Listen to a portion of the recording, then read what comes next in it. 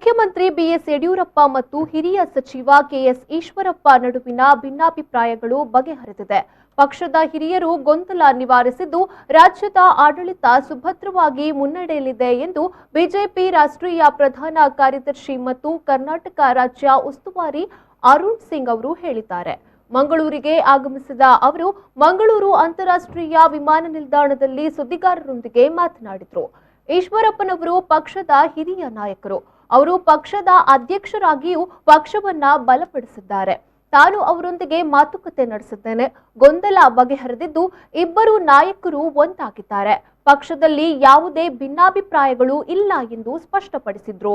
ನಾನು ರಾಜ್ಯದಲ್ಲಿ ಚುನಾವಣಾ ಪ್ರಚಾರಕ್ಕಾಗಿ ಬಂದಿದ್ದೇನೆ. ಬಿಜೆಪಿ ರಾಜ್ಯಾಧ್ಯಕ್ಷರ ಕಾರ್ಯಕ್ರಮದ ಹಿನ್ನೆಲೆಯಲ್ಲಿ ಮಂಗಳೂರಿಗೆ ಆಗಮಿಸಿದ್ದು, ಕಾರ್ಯಕ್ರಮದಲ್ಲಿ ಪಾಲ್ಗೊಂಡ ಬಳಿಕ ಬೆಳಗಾವಿ ಲೋಕಸಭಾ ಕ್ಷೇತ್ರ, ಬಸವಕಲ್ಯಾಣ್ ಮತ್ತು ಮಾಸ್ಕಿ ವಿಧಾನಸಭಾ ಕ್ಷೇತ್ರಗಳಿಗೆ ನಡೆಯಲಿರುವ ಉಪಚುನಾವಣೆಯ ಹಿನ್ನೆಲೆಯಲ್ಲಿ ಪ್ರಚಾರ ಕಾರ್ಯದಲ್ಲಿ ತೊಡಗಿಕೊಳ್ಳಲಿದ್ದೇನೆ ಎಂದು ಹೇಳಿದರು.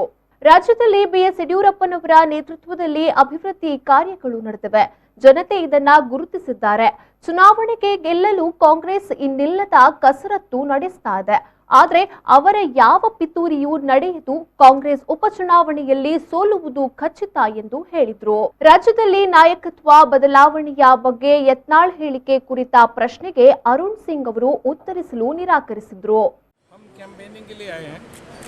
आज पहले स्टेट प्रेसिडेंट का प्रोग्राम उस पर जा रहे हैं और उसके बाद 3 दिन लगातार लोकसभा अपना बेलगांव और विधानसभा मस्की और उसके साथी बसों कल्याण यहाँ जाएंगे। सभी कार्यकर्ता काम कर रहे हैं और लोकसभा और दोनों विधानसभा अच्छे वोटों से बीजेपी जीतेगी और कैंपेन करने के लिए जा रहे हैं। दूसरा, हर बार मैं आता हूँ कोई प्रश्न आप लेके खड़े हो जाते हो। ऐसा कुछ नहीं है जो आप बात कर रहे हैं। सभी नेता एक साथ हैं, हमने बात भी किया है और सब एक साथ है, कोई दिक्कत नहीं है।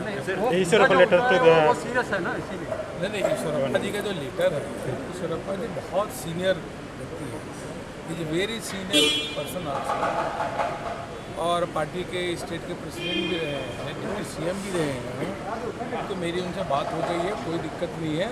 हाँ, चिट्ठी नहीं लिखना चाहिए था, लेकिन कोई बात नहीं, बात कर लिया और दोनों ईश्वरप्पा जी येदियुरप्पा जी सब एक ही साथ हैं। कोई उनका स्टेटमेंट भी आ गया कि एक ही थाली में हम लोग खाना खाते हैं, दोनों एक ही हैं, कोई दिक्कत नहीं। सभी पार्टी के नेता एक ही हैं, इसमें कोई